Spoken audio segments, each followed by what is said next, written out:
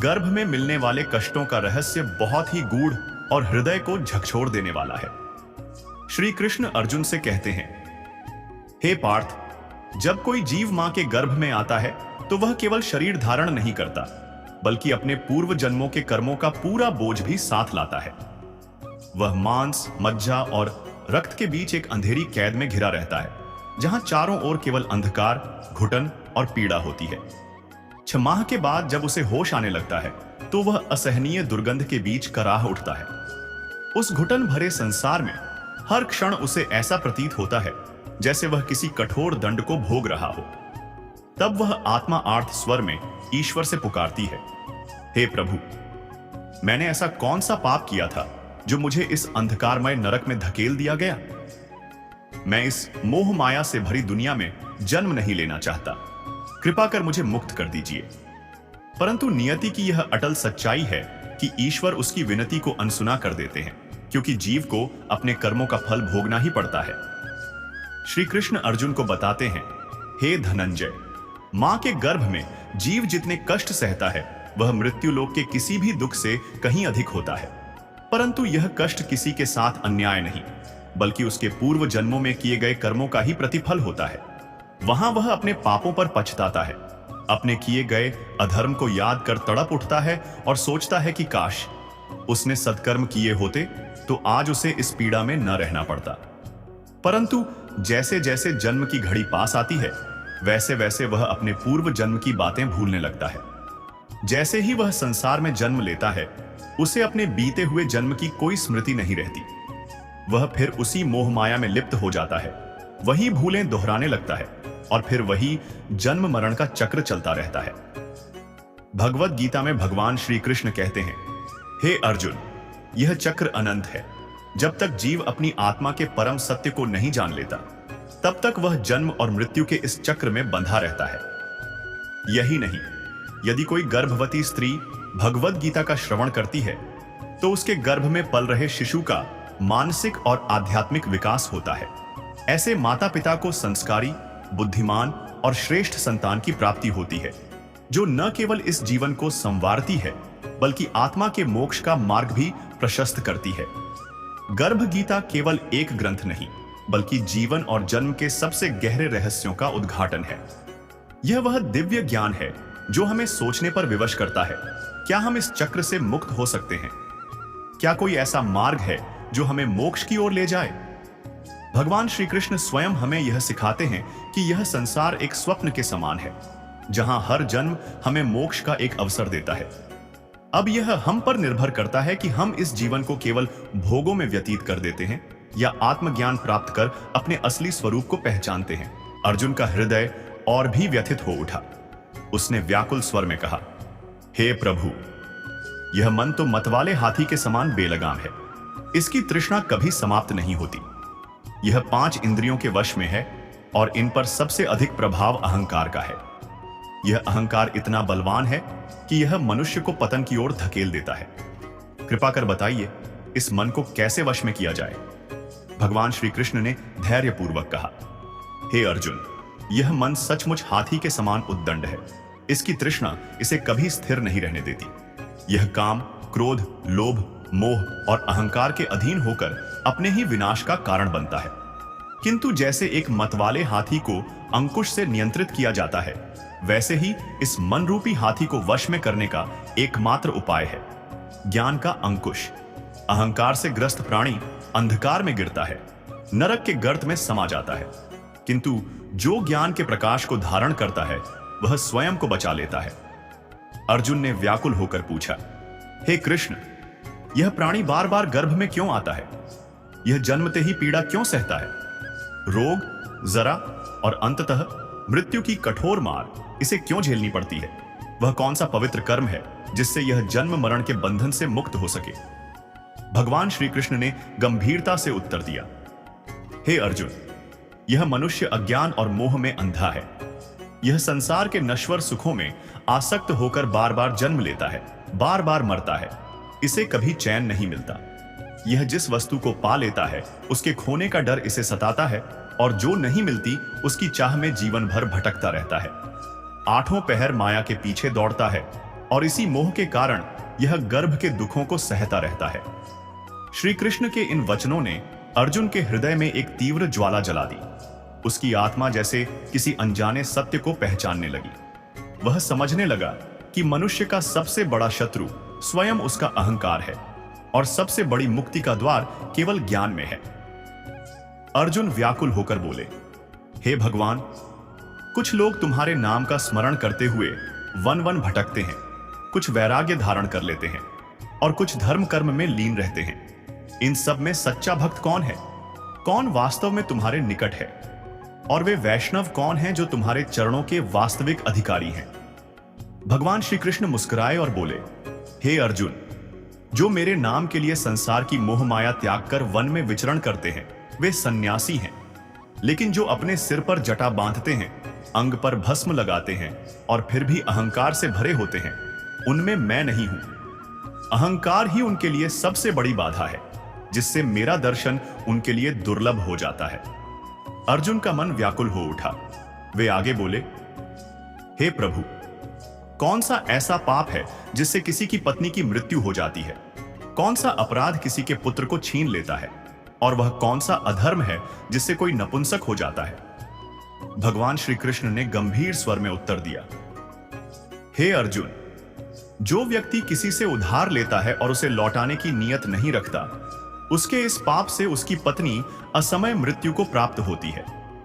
जो व्यक्ति किसी की अमानत में खयानत करता है, उसका पुत्र काल के गाल में समा जाता है। और जो किसी से वादा करता है परंतु समय आने पर मुकर जाता है, वह अगले जन्म में नपुंसक होता है। ये सभी पाप अत्यंत घोर हैं, जो जीवन को दुख और विनाश की ओर ले जाते हैं। अर्जुन का मन व्याकुल हो गया। उन्होंने कांपते स्वर में पूछा, हे प्रभु, कुछ लोगों को आप अपार धन संपत्ति, सुवर्ण और वैभव देते हैं।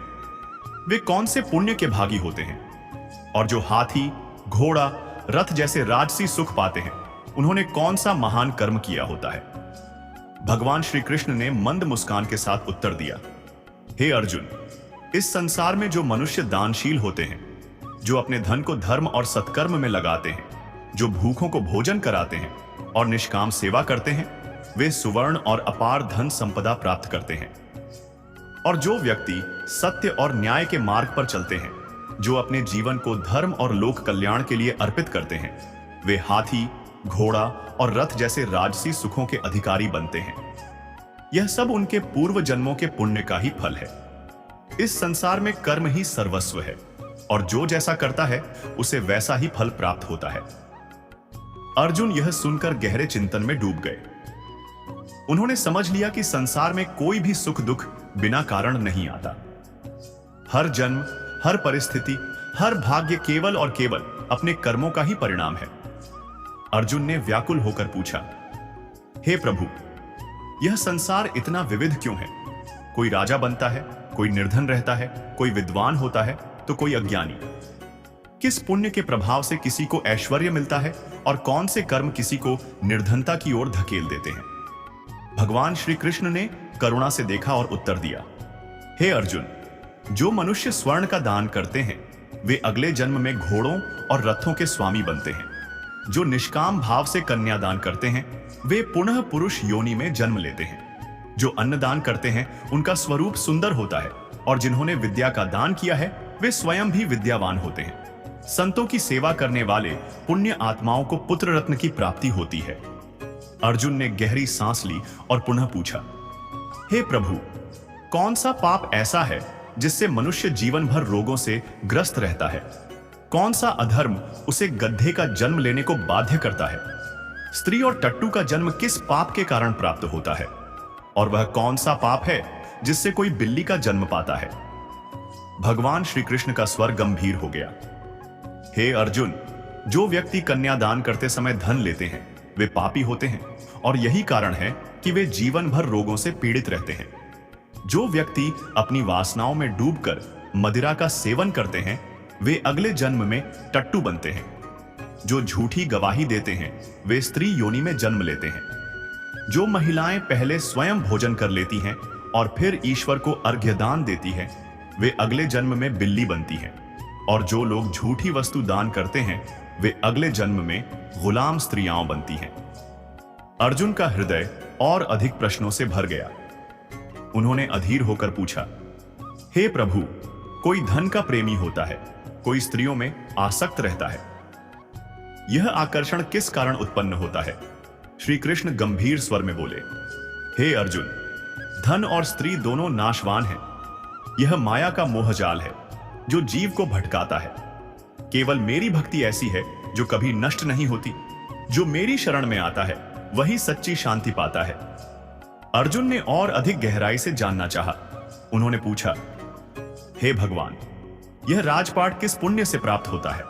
कौन सा धर्म करने से विद्या का वरदान मिलता है? भगवान श्री कृष्ण का स्वर और अधिक गंभीर हो गया। हे अर्जुन, जो प्राणी काशी में निष्काम भाव से तप करते हुए देह त्यागते हैं वे राजा बनते हैं, और जो गुरु की सेवा निष्ठा और समर्पण से करते हैं वे विद्या प्राप्त करते हैं। यह संसार केवल कर्मों का प्रतिफल है। अर्जुन अभी भी समाधान नहीं पा रहे थे।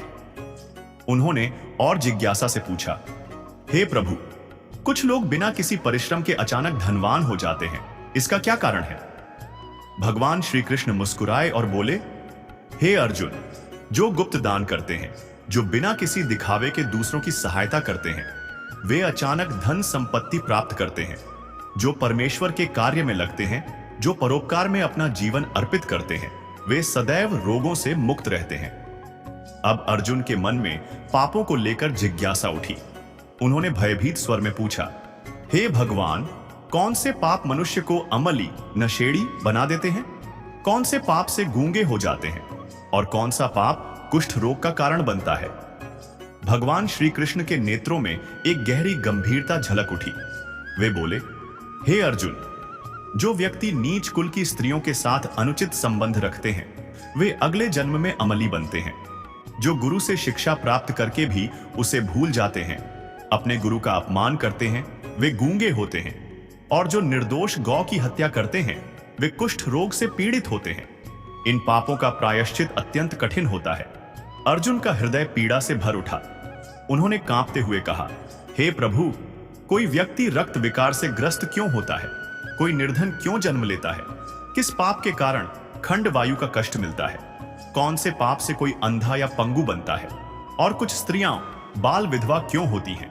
भगवान श्री कृष्ण का स्वर करुणा से भर उठा। हे अर्जुन, यह सब पापों का परिणाम है। जो व्यक्ति अन्याय से अर्जित धन से अपना जीवन व्यतीत करता है वह रक्त विकार से ग्रस्त होता है। जो मनुष्य दूसरों का हक छीनता है वह निर्धनता का जीवन जीता है। जो परनारी के साथ छल करता है वह अगले जन्म में खंड वायु लकवे का शिकार होता है। जो अपने माता पिता का अपमान करता है वे अगले जन्म में अंधे या पंगु जन्म लेते हैं। और जो स्त्रियां छल कपट से अपने पति को कष्ट देती हैं वे अगले जन्म में बाल विधवा हो जाती हैं। अर्जुन के नेत्रों में अश्रु छलक पड़े। वे समझ गए कि संसार में सुख दुख, स्वास्थ्य रोग, धन निर्धनता सब कुछ केवल और केवल कर्मों का ही फल है। जो जैसा करता है उसे वैसा ही फल भोगना पड़ता है।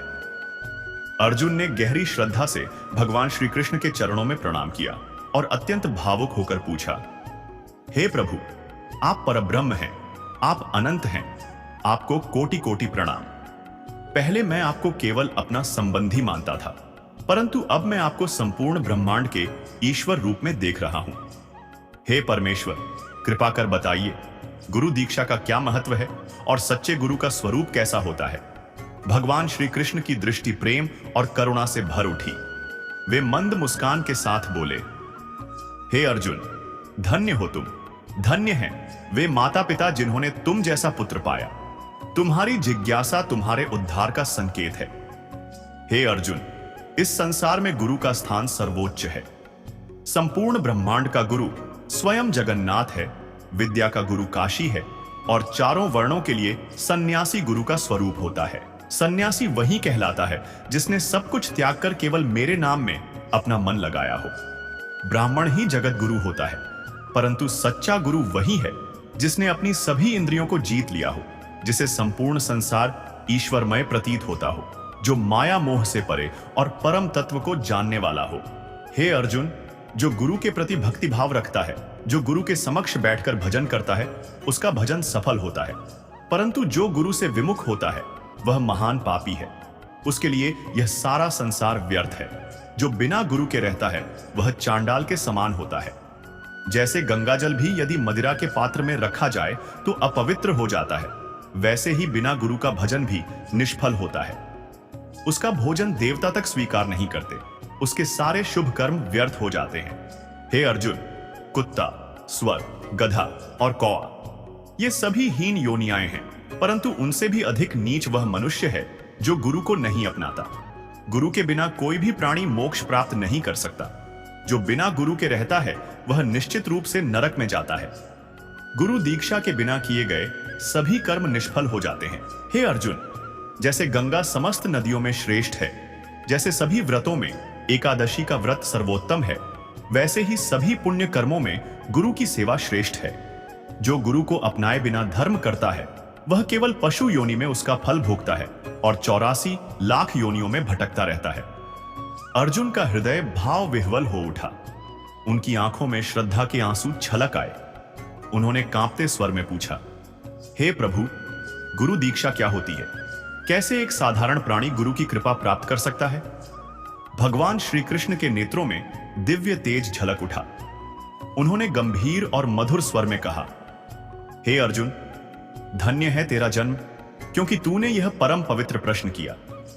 गुरु दीक्षा मात्र 2 अक्षरों में समाई हुई है, हरि AUM। यही 2 अक्षर गुरु द्वारा प्रदान किए जाते हैं और चारों वर्णों के लिए इन्हें अपनाना सर्वोत्तम है। जो व्यक्ति गुरु की सच्चे मन से सेवा करता है वह मेरे हृदय में स्थान पाता है। वह 84 लाख योनियों से मुक्त हो जाता है, जन्म मरण के बंधन से छूट जाता है और नरक के दुखों से बच जाता है। जो गुरु की सेवा नहीं करता वह 3 करोड़ 50 लाख वर्षों तक नरक भोगता है, लेकिन जो गुरु की सेवा करता है वह कई अश्वमेध यज्ञों के पुण्य का भागी बनता है। गुरु की सेवा करना ही मेरी सेवा करना है।